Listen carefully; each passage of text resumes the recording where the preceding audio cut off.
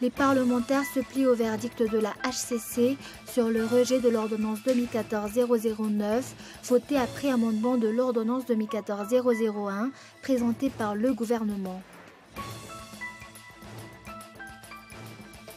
L'AVG félicite le ministre de l'Environnement, Antelme Ramparen, d'avoir fait preuve d'audace devenue célèbre par son combat contre le trafic du bois de rose. Néanmoins, des doutes sont émis sur les noms révélés. Et enfin, le Nigeria ne parvient pas pour l'instant à endiguer l'avancée de Boko Haram. Le groupe est en train de conquérir tout l'état de Borno au nord-est du pays, une avancée que fuient des milliers de réfugiés.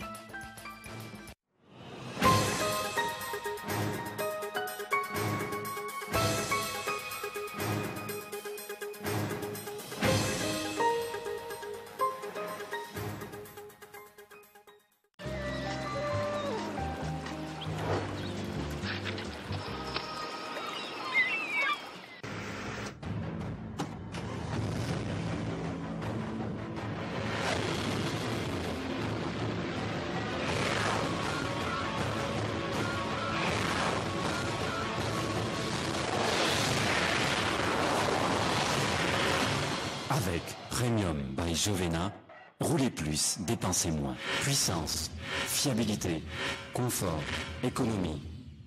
Nouveau, taux de soufre réduit dans notre gasoil. Jovena, le plein d'énergie. Antananarivo sy ny manodidina Tropic Faya Manoljantsik Tournan Samgeza ao amin'ny Coliseum Antsontsobe ny alahady 7 septembre 2014 manomboka amin'ny valora maraina afanainy Ninas Black Nadia Badzaka Joeme Jerry Marcos Warian Q Meiza THT Marchura Freedom Lenji sponsor officiel Mancafi Boutique partenaire New Pizza média officiel Cool TV sponsor THB.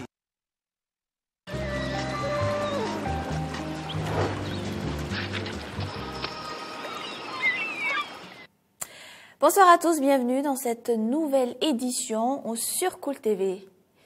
À la une ce jour, les parlementaires se plient au verdict de la HCC ou Haute Cour constitutionnelle sur le rejet de l'ordonnance 2014-009, votée après amendement de l'ordonnance 2014-001, présentée par le gouvernement. Cette ordonnance reste donc en vigueur avec des dispositions qui réduisent au minimum les prérogatives et privilèges des députés, et les parlementaires ne se sont pas privés de faire part de leur mécontentement et désappointement. Reportage. Après le verdict de la HCC qui leur est défavorable pour leurs privilèges, les parlementaires sont désormais astreints à la procédure de déclaration du patrimoine.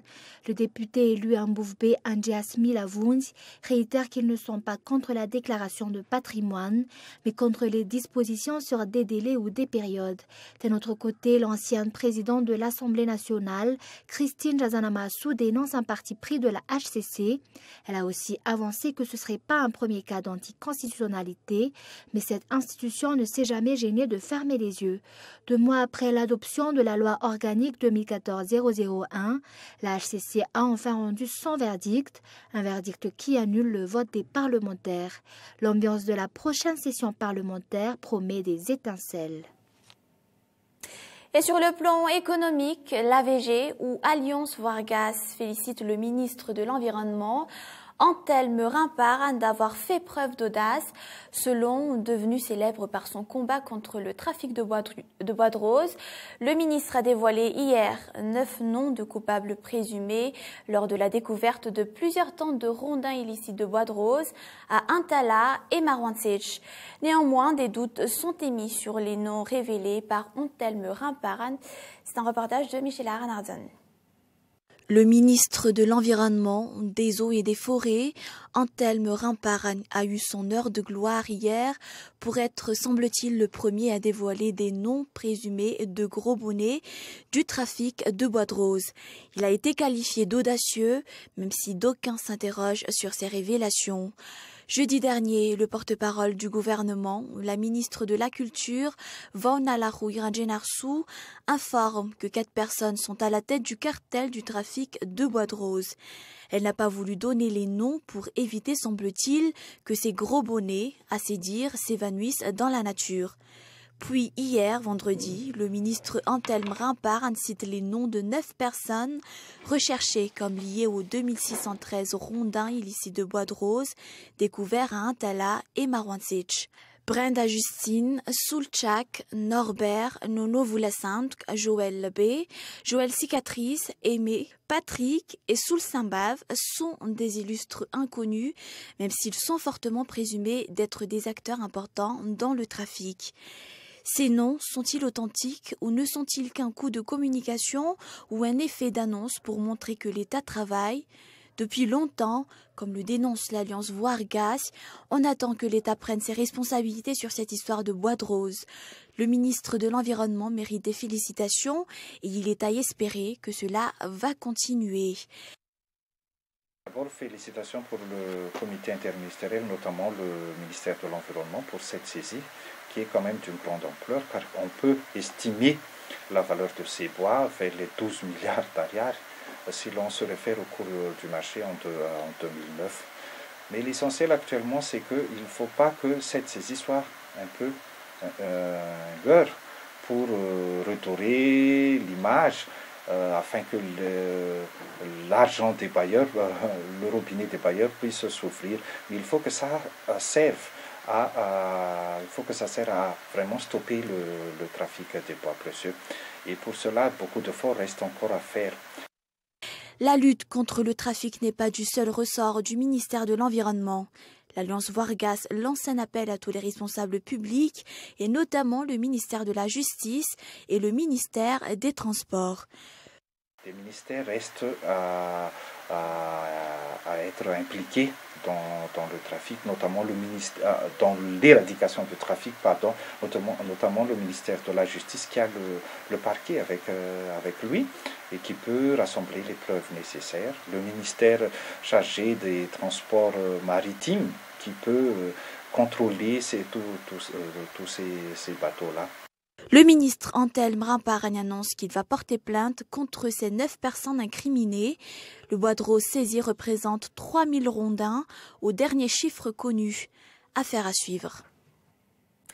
Les spécialistes en comptabilité manquent, cela explique la gabégie dans la gestion des finances publiques. L'ordre des experts comptables ont tiré hier la sonnette d'alarme à l'hôtel Panorama Indien-Arrive. Ils recommandent notamment un suivi très strict de la procédure d'appel d'offres pour réduire le fléau du détournement de fonds publics. L'objectif, c'est toujours instaurer la culture de la transparence. Gaëtan Geslav. C'est depuis l'année 2002 que les cas de détournement de fonds publics ont atteint des sommets selon les sources. La raison est simple, Madagascar manque de spécialistes en contrôle de comptes. Jusqu'ici, l'IGE, Inspection générale de l'État, a mission de surveiller et contrôler l'utilisation des fonds publics. Elle contrôle aussi les comptes des grands organismes rattachés à des ministères et des collectivités décentralisées. Quoi qu'il en soit, l'IGE travaille en partenariat avec des experts comptables. L'Assemblée générale de l'ordre recommande instamment la plus grande rigueur dans le contrôle de l'attribution des marchés publics. Les experts comptables sont très peu nombreux à Madagascar. Ces grands spécialistes sont au nombre de 140 sur toute l'étendue du territoire, dont 120 dans les cabinets et 20 dans la fonction publique. Les experts comptables jouent un rôle clé dans le développement d'une entreprise. L'Assemblée générale de l'hôtel Panorama définit la formation comme une priorité. Par ailleurs, des activités de sensibilisation seront menées pour faire comprendre l'importance de l'expertise comptable pour le secteur privé comme pour le secteur public. À titre de rappel, le président Radonar Mampian est un expert comptable. Le non-respect des normes de poids sur les camions explique la dégradation rapide des routes nationales de Madagascar. Le ministre des Travaux publics annonce que des amendements de 10 arrières par kilo ou 10 000 arrières par tonne seront infligés aux contrevenants sur les dispositions sur les charges maximales autorisées sur les routes nationales. D'un autre côté, les transporteurs se plaignent que les responsables ne font que profiter d'eux et les exploiter. Les détails. Sur les routes nationales, le poids des camions en pleine charge ne doivent pas dépasser les 25 tonnes. Pourtant, la majorité dépasse les 40 tonnes. Une des raisons qui accélère la dégradation des routes malgaches. Un contrôle des poids sera effectué avant l'entrée de Muramang et Tuamasen pour la RN2, de Maivadanan pour la RN4 et d'Ambadlampi pour la RN7. Les transporteurs récriminent contre l'initiative et appréhendent déjà que les préposés au contrôle vont les exploiter et les faire chanter. Un financement alloué par la Banque mondiale a permis de doter en matériel 3 stations de contrôle sur les routes nationales 2 menant vers Tuamasen et 4 menant vers Mahajang. Les camions dépassent le poids normal doivent payer une amende selon une des conditionnalités imposées par la Banque mondiale. La hausse des amendes sera effective pour l'année prochaine dans le but de protéger les routes. Le ministre des Travaux publics Roland Ratzirak affirme que les routes dégradées sont en cours de réhabilitation et à part les problèmes d'infrastructure routière, les passagers se plaignent également du problème d'insécurité. La 11e édition du festival Somaru se différenciera des 10 précédentes éditions. Si les artistes aux alentours de l'océan Indien étaient les seuls à chauffer ce festival, plusieurs artistes se donneront rendez-vous demain au Palais des Sports Mahamassen.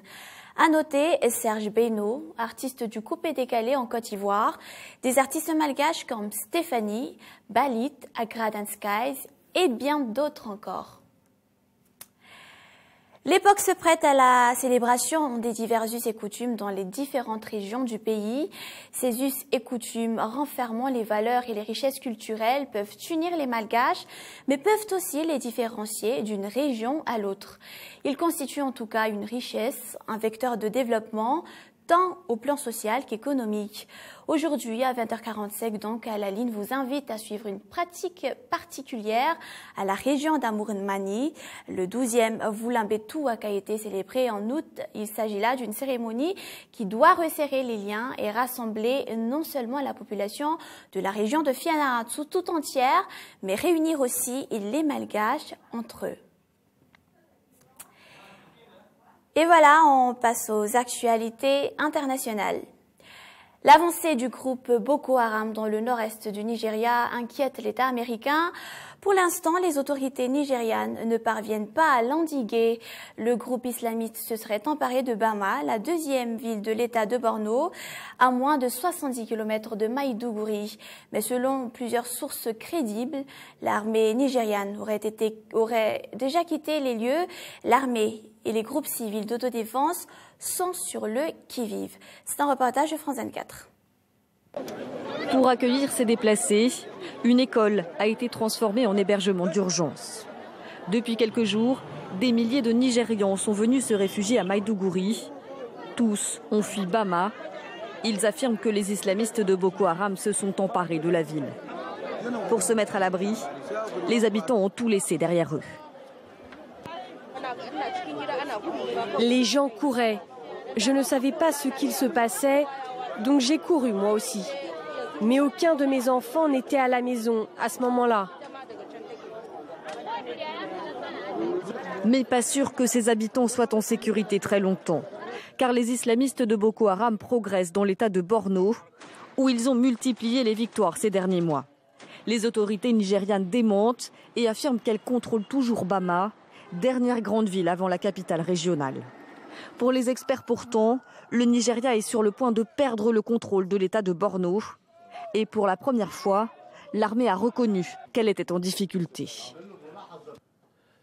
Tout sera fait pour renverser la situation face aux insurgés islamistes de Boko Haram.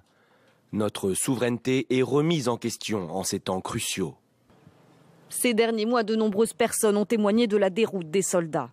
Démoralisés, s'estimant insuffisamment armés et sous-équipés, beaucoup auraient reculé face aux islamistes, allant même parfois jusqu'à fuir dans les pays voisins. Et pour terminer ce journal, le Français Mehdi Nemmouche, déjà inculpé pour le quadruple assassinat au musée juif de Bruxelles en mai dernier, aurait en outre été l'un des geôliers des ex-otages français détenus par l'organisation de l'État islamique en Syrie, selon l'un d'entre eux. C'est toujours un reportage de France 24. Il est déjà accusé d'être l'auteur de la tuerie du musée juif de Bruxelles. Mehdi Nemmouche, 29 ans. Ce Français né à Roubaix, désormais soupçonné d'avoir servi dans les rangs de l'État islamique en Syrie. Il aurait été le geôlier de nombreux otages occidentaux, détenus par les djihadistes. Ce sont les témoignages des 4 journalistes français libérés, notamment celui du journaliste Nicolas Hénin, ici à l'image, qui ont permis de le confondre. Dans les colonnes du Point, le journaliste décrit Médine Emmouche comme un exécutant de base qui n'hésitait pas à recourir à la torture avec ses prisonniers. Quand Emmouche ne chantait pas, il torturait. Il était membre d'un petit groupe de Français dont la venue terrorisait la 50aine de prisonniers syriens détenus dans les cellules voisines. Chaque soir, les coups commençaient à pleuvoir. La torture durait toute la nuit jusqu'à la prière de l'aube. Personnage brutal, pervers selon le journaliste, qui prenait visiblement plaisir à faire souffrir. Il regarde ses mains, fait craquer ses doigts dans une attitude de boxeur et ajuste ses gants. Tu vois ces gants de moto? Je les ai achetés pour te frapper, rien que pour toi. Tu les as aimés? Le séjour de Médine Emmouche en Syrie n'aurait duré que quelques mois, jusqu'en décembre 2013. 5 mois plus tard, il commet l'attentat du musée juif de Bruxelles. Sur ces images, on le voit quitter les lieux, calmement, en marchant. Il vient tout juste d'assassiner froidement 4 personnes. Arrêté à Marseille, extradé fin juillet vers la Belgique, Médine Emmouche est déjà sous le coup d'une inculpation pour assassinat dans un contexte terroriste. Juste après le magazine de la rédaction, à la ligne donc suivez 2 films, un film drame et un film frisson, Draft Day et Détour mortel. Et voilà, c'est la fin de cette édition. Merci de votre fidélité à Cool TV. Je vous donne rendez-vous la semaine prochaine. Au revoir.